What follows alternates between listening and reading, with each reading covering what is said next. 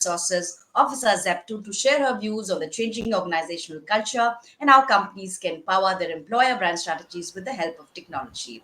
I'll take a moment to introduce Roma to our audiences. Roma holds over a decade long experience in organizational restructuring, talent management, diversity and inclusion practices, employer branding, and learning and development of the workforce. She believes in enabling purpose through talent and is passionate about organizational effectiveness, employee experience, and innovation. Welcome, Roma. Thank you so much, Pallavi, for having me. I hope you guys can hear me clearly. Absolutely. Awesome.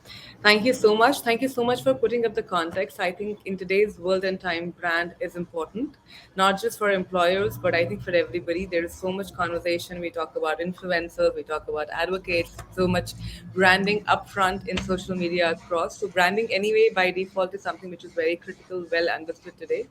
But obviously, from a perspective of an employer brand, there's a lot more that is riding the wave when we talk about an employer brand. So, thank you so much for having me.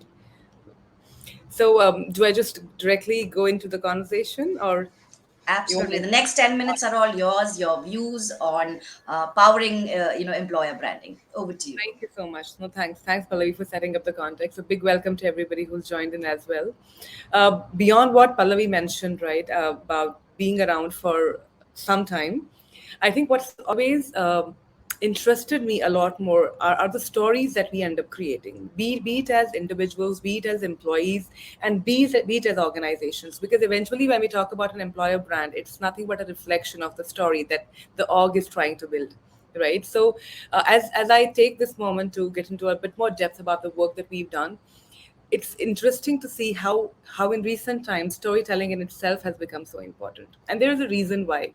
There is nothing that pulls a human more than a story, something which has a start, which has a context setting, which has a purpose, which has a hero moment, and eventually we end up becoming heroes in stories itself, right? We all love a good story. We love telling stories about ourselves. We've been told stories from times immemorial, and as we live on this planet, we are truly creating stories. And that's what brings us to an employer brand eventually. What is it that an employer brand deems to serve? It's all about, in a nutshell, giving a story a glimpse into what the org believes its purpose is. What's the story that they're trying to create? And it all starts with a simple process of knowing our own self, no different from what an individual does. It all starts with the basic process of knowing our own selves, right? When we have to find ourselves, we start with understanding a bit more about our own selves. How self-aware are we? And that's the same story about a brand. What does a brand stand for? So knowing the brand, self-awareness about the brand, is actually the first step that any organization takes, right? And then we get into, okay, what's in it that's there for the right audience? Now, be it a consumer, be it a customer, and in case of an employer brand, be it an employee, right? So the idea is a lot more about understanding what we stand for and what does it mean for us to be this in front of a client.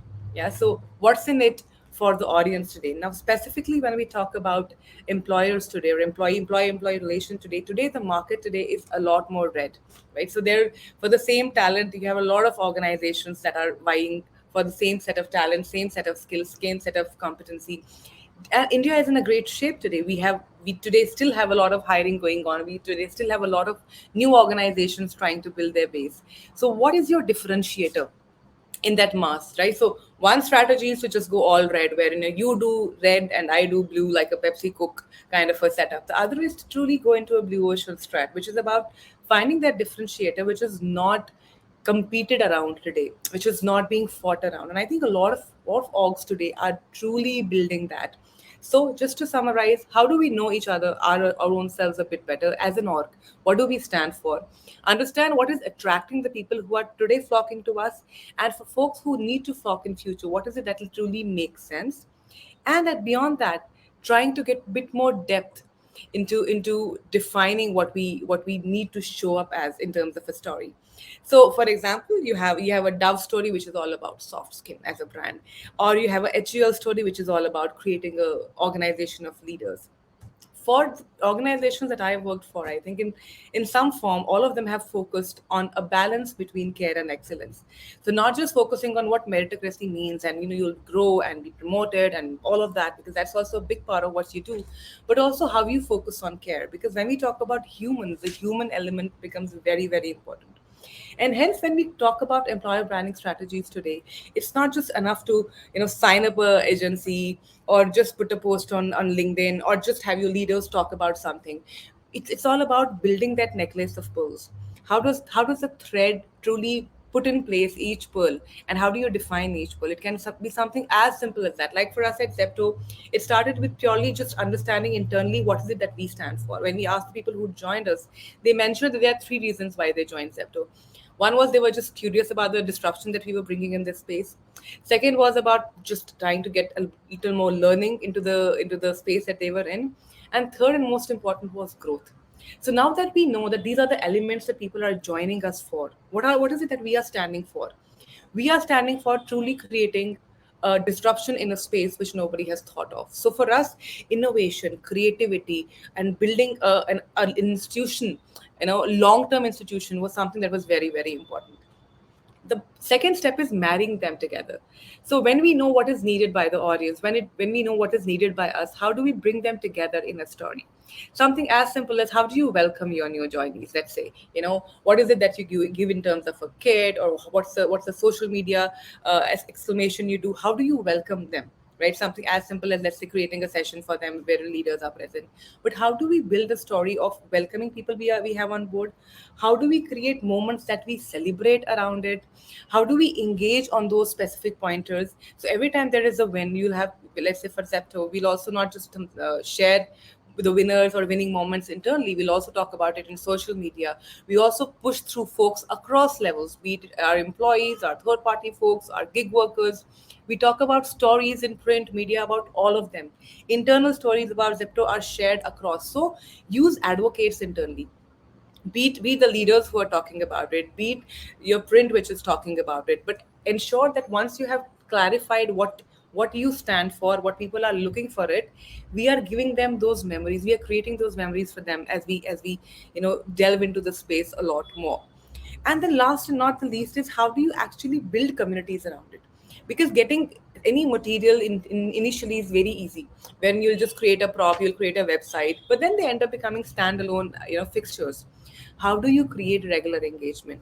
That can be through advocates and influencers that you already have in your organization, but that can also be actually organically led by people who are a part of it. So for us at Zepto, a lot of things that we do, we ask people to share it themselves. So they share it on social media, they share it in family groups. But as they do it, they're themselves creating an employer brand, not just about Zepto, but also the fact that they stand with an organization which stands for disruption, which stands for innovation, which stands for age no bar, because we have very young founders, which stands for actually getting your dreams come true in a very short span of time. So for us, the way we have gone about an employer branding strategy is about truly trying to visualize what is it that we stand for, what is it that in terms of org we are able to give to the organization and the people who are joining in, and beyond that, what is it that makes people talk about something in Zepto which is brag worthy, because eventually it's all about creating that branding currency. And it's in this space when we talk about how to utilize tech a lot more. How do we create and predict solutions a lot more than what we were doing in past? And I think that's where generational AI becomes very important today. In a lot of creative aspects, right, there is a lot of aspect which gets into truly innovating or doing something which is path breaking, disrupting. But there are also a lot of pieces which are mundane, which are BAU. And I think truly we were using Chat GPT a lot in creating content, in vetting information internally. And I think there's a lot of opportunity for us to rework, reutilize, and something that a lot of us do. Copies are made like years back, and you see the same ad coming back in some time, right? You practically use the same copy. Disney practically used the same movie pictures in different movies when they were creating cartoons.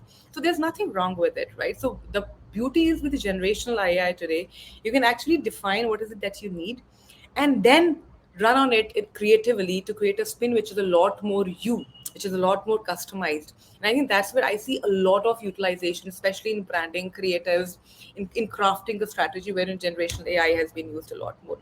But eventually, I think the point that I would want to land at is, when we talk about technology, it's all about application of science. And because consumers is such a key group, you have an entire org devoted to consumer science. But I think it's high time we also end up focusing as much on employee science, beyond just talking about engagement surveys in an isolation, analytics in an isolation, branding in an isolation. Eventually, we are creating a story for the employee who's joined in, a story that's going to be a critical part of their life story.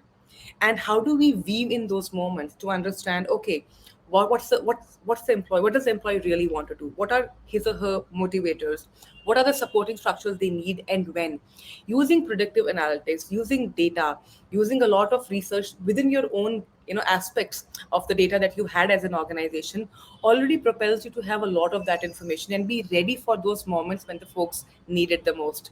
And eventually, as I said, it's all about enabling employees to find their purpose, enabling your prospective employees to find their purpose, and it's ensuring that the organization reaches its purpose at the end of it, which is where we truly create our own life story. With that, I'll take a pause. Pallavi, over to you. Thank you, Roma, for sharing those learnings, and thank you all for sharing those anecdotes as well. We'll now move on to our next segment. Stay tuned for coming up next. A lot of interesting things, and also the winner announcements. Thank you so much. All the very best to the winners.